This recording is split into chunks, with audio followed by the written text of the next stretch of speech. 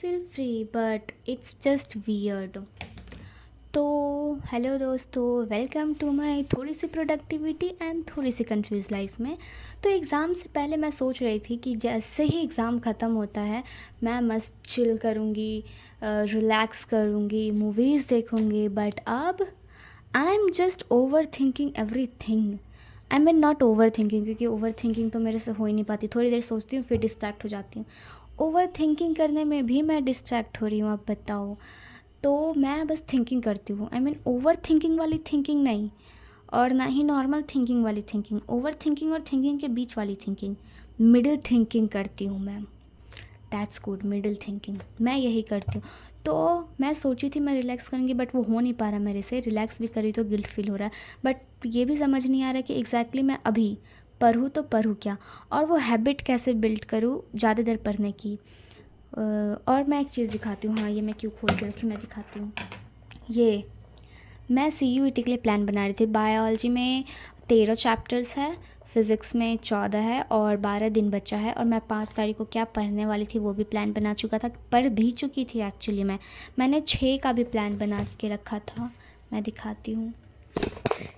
Shit, हाँ,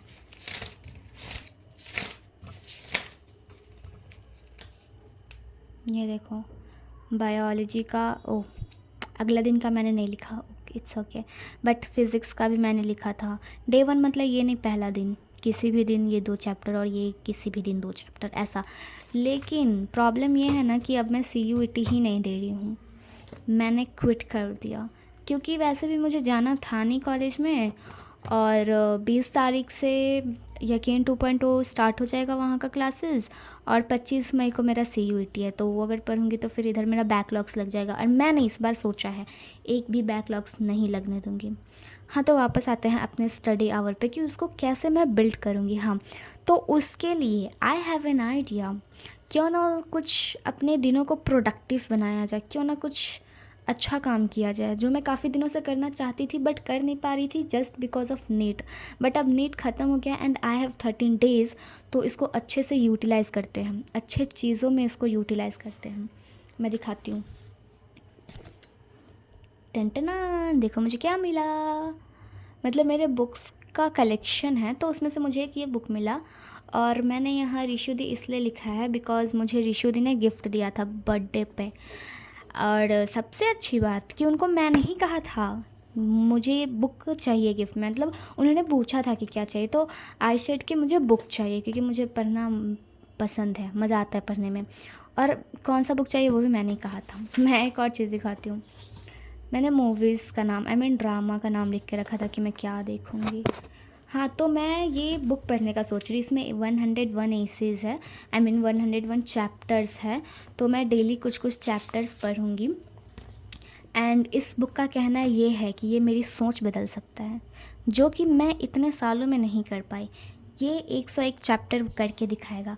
तो मैं देखती हूँ कि क्या ये एक्चुअली में मेरे सोचने का तरीका बदल सकता है, क्या ये मेरा नज़रिया बदल सकता है। तो I will update you after every 3 days कि मेरे सोचने के तरीके में क्या बदलाव आया है, कि क्या मैंने सच में सोचने का तरीका चेंज किया है या फिर नहीं, या फिर ये ऐसे ही है, या फिर मुझे ही समझ नहीं आ रहा। मैं बताऊंगी। इसमें बहुत अच्छे अच्छे चैप्टर्स है बाय द वे। मैंने कुछ कुछ पढ़ के रखा है, बट एज़ यू नो मैं बहुत भुलक्कर हूँ, तो मैं भूल गई। तो मैं वापस पढ़ूँगी। पूरा तो नहीं ख़त्म हो पाएगा 13 दिनों में, क्योंकि इतना भी तो नहीं पढ़ पाती, डिस्ट्रैक्ट हो जाती हूँ ना जल्दी। तो थोड़ा बहुत तो पढ़ ही लूँगी। 101 ना सही तो 60-70 में भी तो पढ़ ही लूँगी। और बाकी जब बीच में ब्रेक लूँगी तब पढ़ लिया करूँगी। हाँ, तो मैं बस ये कहना चाह रही हूँ कि इसको पढ़ के क्यों ना कुछ दिन प्रोडक्टिव बनाया जाए, क्योंकि ये बुक अच्छी है। एंड सेल्फ हेल्प बुक्स पढ़नी चाहिए, दैट्स गुड फॉर अस। तो चलो कुछ दिन अब इसी से टाइम पास किया जाए। और अगर सच में ऐसा हुआ, सच में ऐसा हो गया, that will be better for me. और इसमें क्या बढ़िया है वो भी मैं बता दूंगी। अगर जिसने ये बुक नहीं पढ़ा है उसके लिए फ़ायदा, क्योंकि मैं ही बता दूंगी ना इसमें क्या है।